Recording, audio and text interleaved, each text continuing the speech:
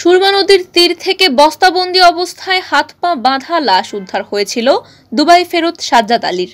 এই ঘটনায় সাজ্জাদ আলীর বড় ভাই জাহাঙ্গীর আলী বাদী হয়ে অজ্ঞাত আসামি দিয়ে সিলেটের দক্ষিণ সুরমা থানায় মামলা দায়ের করেন।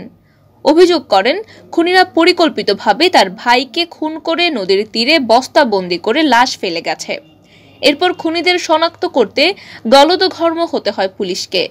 তদন্তের এক পর্যায়ে সাজ্জাদকে হাত পা বাঁধা হয়েছিল যে রশি দিয়ে, সেটির কাটা অংশের সূত্র ধরেই শনাক্ত হয় খুনি।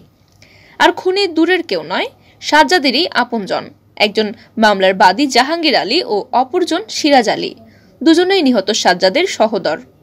হত্যাকাণ্ডের রহস্য উদ্ঘাটনে গিয়ে বুধবার সিলেট মহানগর পুলিশ সদর দপ্তরে সংবাদ সম্মেলন করে এই তথ্য জানান উপকমিশনার সোহেল রেজা। নিহত সাজ্জাদ আলী সিলেট মহানগরীর জালালাবাদ থানার বসন্তের গাঁয়ের মৃত সোরাব আলীর ছেলে।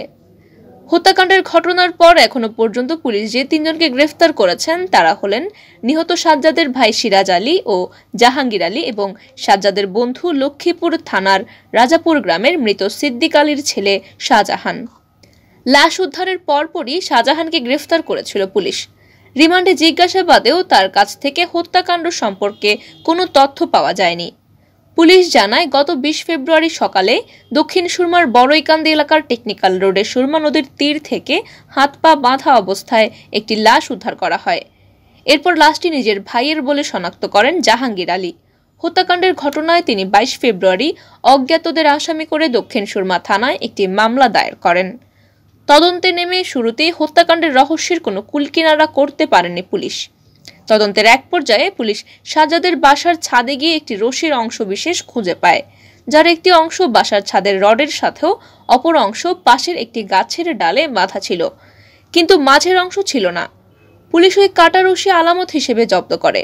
কাটা ওই রশির সাথে লাশের হাত পা যে রশি দিয়ে বাঁধা ছিল সেটির মিল খুঁজে পায় পুলিশ। ওই রশিকে ক্লু ধরে এগুতে থাকে পুলিশ। জিজ্ঞাসাবাদের জন্য থানায় নিয়ে যাওয়া হয় মামলার বাদী নিহত সাজ্জাদের ভাই জাহাঙ্গীরকে। প্রাথমিক জিজ্ঞাসাবাদে জাহাঙ্গীর হত্যাকাণ্ডে নিজের সংশ্লিষ্টতার কথা স্বীকার করে। তার দেওয়া তথ্য মতে বসন্তর গাঁয়ের একটি কবরস্থান থেকে হত্যাকাণ্ডে ব্যবহৃত দা উদ্ধার করা হয়। সাজ্জাদকে খুনের পর বস্তাবন্দি করে একটি সিএনজি চালিত অটোরিকশা যোগে সুরমার তীরে এনে ফেলে দেওয়া হয় বলে পুলিশকে জানান জাহাঙ্গীর। তবে পুলিশ অজ্ঞাতনামা ওই চালককে এখনও গ্রেফতার করতে পারেনি। সিলেট মহানগর পুলিশের উপকমিশনার সোহেল রেজা জানান, পারিবারিক দ্বন্দ্বের জের ধরেই সহোদররা মিলে খুন করেছেন সাজ্জাদ আলীকে। পৈতৃক সম্পত্তি ভাগ বাটোয়ারার জন্য সাজ্জাদ তাগিদ দেওয়ায় ভাইরা মিলে তাকে খুন করেছেন। প্রাথমিক তদন্তের ভিত্তিতেই এমন তথ্য পাওয়া গেছে বলে জানান সোহেল রেজা।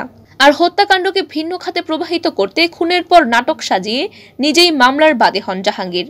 আদালতে দেওয়া জবানবন্দিতে জাহাঙ্গীর হত্যাকাণ্ডের সাথে নিজের সংশ্লিষ্টতার কথা স্বীকার করেছেন বলে জানিয়েছেন সোহেল রেজা।